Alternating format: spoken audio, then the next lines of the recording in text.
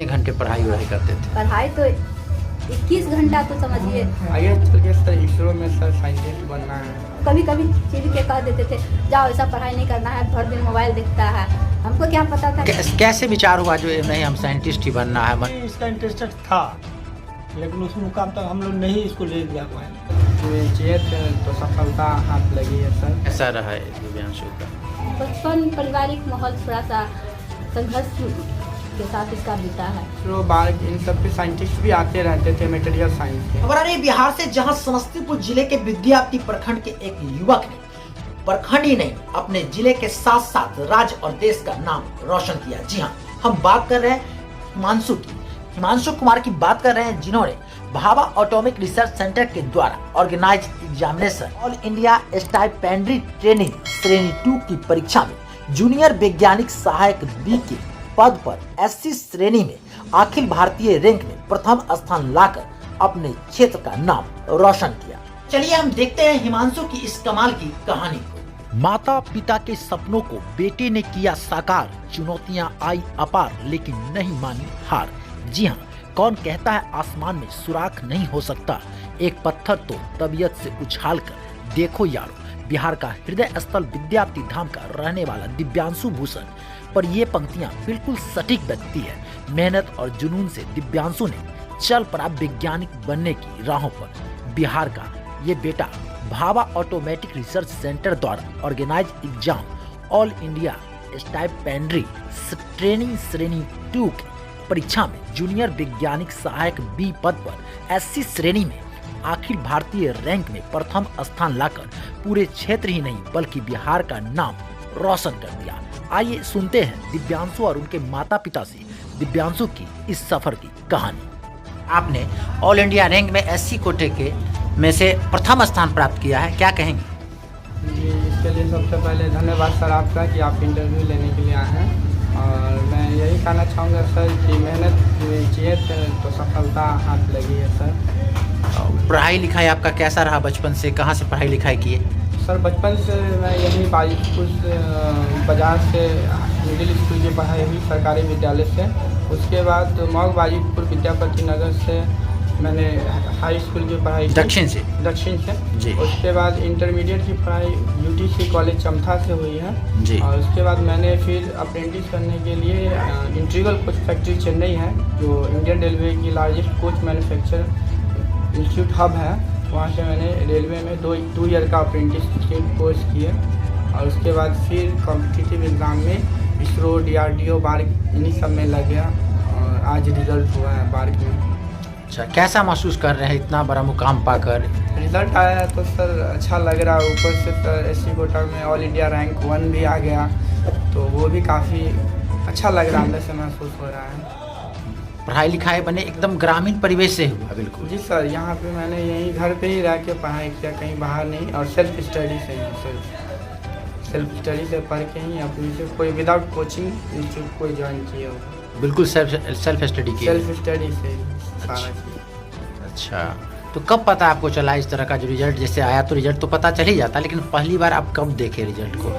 All India rank में प्रथम स्थान आपने लाया है। ये रिज़ल्ट प्री और मेंस का रिज़ल्ट आया था जनवरी में, 12 जनवरी को। उसके बाद इलेक्शन की वजह से रिज़ल्ट स्किल टेस्ट का या उससे इंटरव्यू का उसका रुक गया था, वो नहीं हो पाया था। रिज़ल्ट इलेक्शन ख़त्म होने के बाद सितंबर में स्किल टेस्ट हुआ।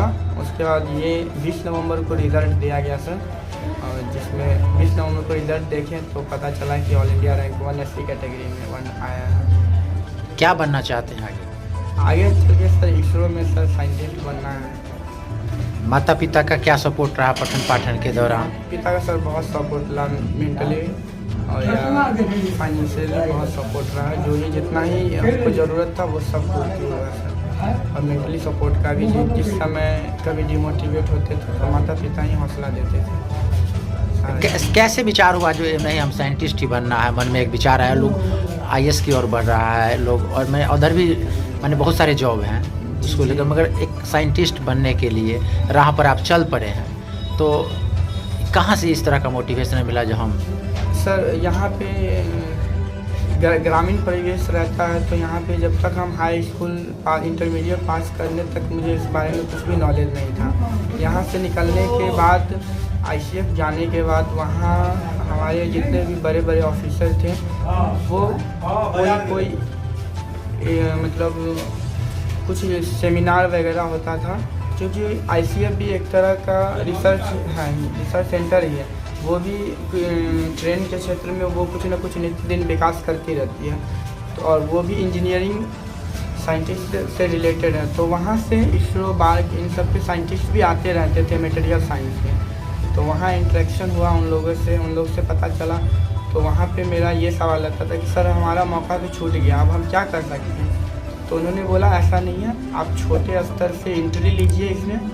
हमारे बार्क संस्था या इसरो संस्था ऐसे छोटे मतलब ट्रेनिंग के रूप में लेती है, उनको स्पॉन्सर करके पढ़ा लिखा के उनको फिर स्कोप देती है डिपार्टमेंटल एग्ज़ाम के थ्रू, या आगे जाके आप साइंटिस्ट बन सकते हैं। ऐसा कभी ना सोचे कि आप नहीं बन सकते हैं। तो इसमें भी सर काफ़ी टफ होता है इसका एग्ज़ाम। तो ये उम्मीद था कि होंगे, पर इतना अच्छा रिजल्ट आ जाएगा ये नहीं पता।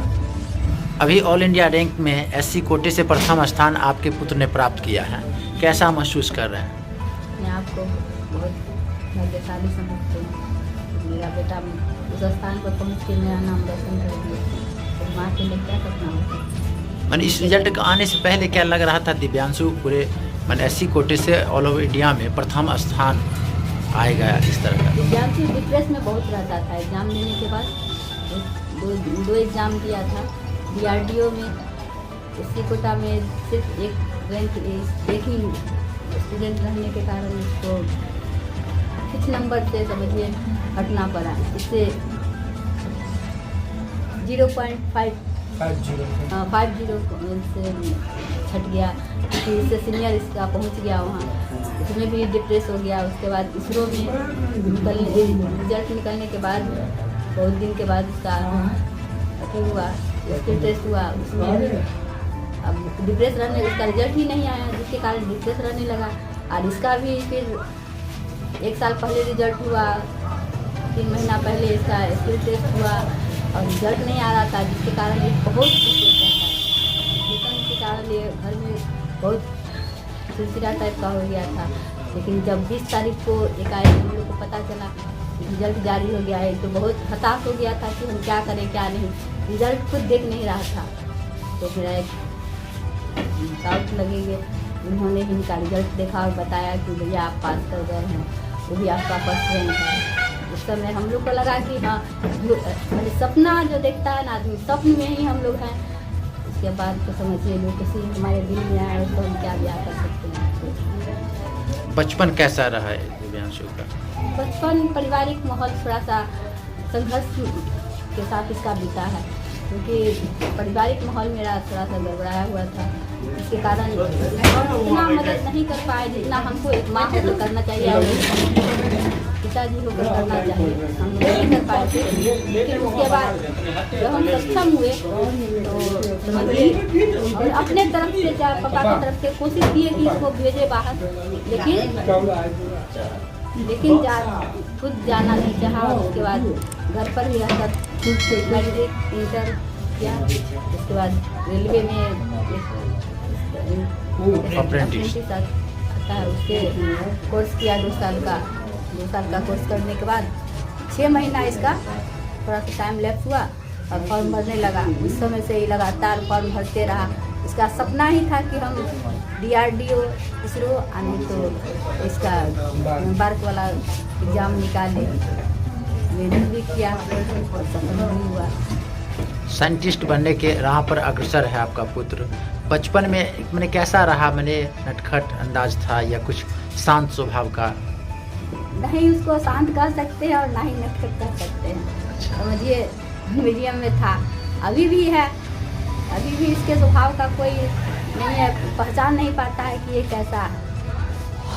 बहुत समझिए सहनशील जिसको कहते हैं ना, सहनशीलता इसके अंदर बहुत ज़्यादा है। कितने घंटे पढ़ाई वढ़ाई करते थे? पढ़ाई तो 21 घंटा तो समझिए बिना खाए पिए, सिर्फ इसको बेड पे हम दे देते थे खाना, दूध। बट समझिए कि बेड से उतरने का तो नाम ही नहीं लेता था। 2 साल में हम कभी कभी चीर के कह देते थे जाओ ऐसा पढ़ाई नहीं करना है, भर दिन मोबाइल देखता है। हमको क्या पता था कि क्या करता है नहीं करता है, हम सोचते थे सिर्फ मोबाइल ही देखता है। लेकिन आज हमको लगता है कि हाँ इसका मोबाइल देखना इसके लिए कितना अच्छा साबित हुआ। कहते हैं मैंने अगर किसी चीज़ का मैंने सदुपयोग किया जाए तो वो एक वरदान भी साबित हो सकता है। क्या नाम हुआ? सरोज कुमारी। मतलब इसके अंदर है कि अपने को खुश करने के लिए ये अपना कुछ भी कर सकता है। इनका बचपन कैसा रहा, खेल कूद में कैसा रहा, क्या लग रहा था इस और बढ़ रहे हैं? खेल में भी इसका इंटरेस्टेड था, लेकिन उस मुकाम तक हम लोग नहीं इसको ले जा पाए।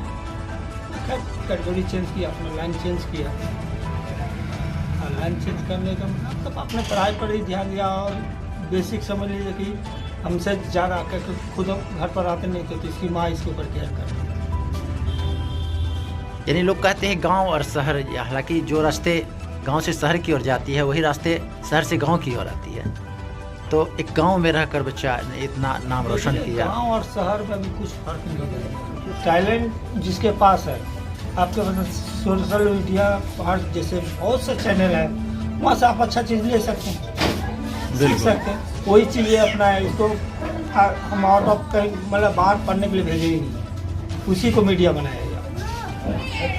जैसे मोबाइल का यूज देखा जाता है, अमूमन अभी देखिए परिवेश में हर बच्चा मोबाइल से जुड़ चुका है, लेकिन उसका कहीं न कहीं गलत इस्तेमाल भी होता है, सही इस्तेमाल भी होता है। बचपन से इनका मैंने मोबाइल के प्रति कैसा जिज्ञासा था दिव्यांशु? मोबाइल तो अभी तो समझ लीजिए कि आपका अंक का एक पार्ट हो गया। अब उसमें अंक ही देख लीजिए, जैसा आप यूज कीजिएगा जिस अंक का, इसमें भी वही चीज़। क्या नाम हुआ? मेरा शशि भूषण। वहीं दिव्यांशु की सफलता को लेकर चाचा राजकुमार पासवान, मनोज कुमार पासवान, सुदर्शन चक्रवर्ती, प्रिय रंजन, चाची रजनी चक्रवर्ती, खुशबू कुमारी, दादा मोहन पासवान सहित सभी सगे संबंधियों में खुशी की लहर दौड़ गई है। Bureau report, Samastipur.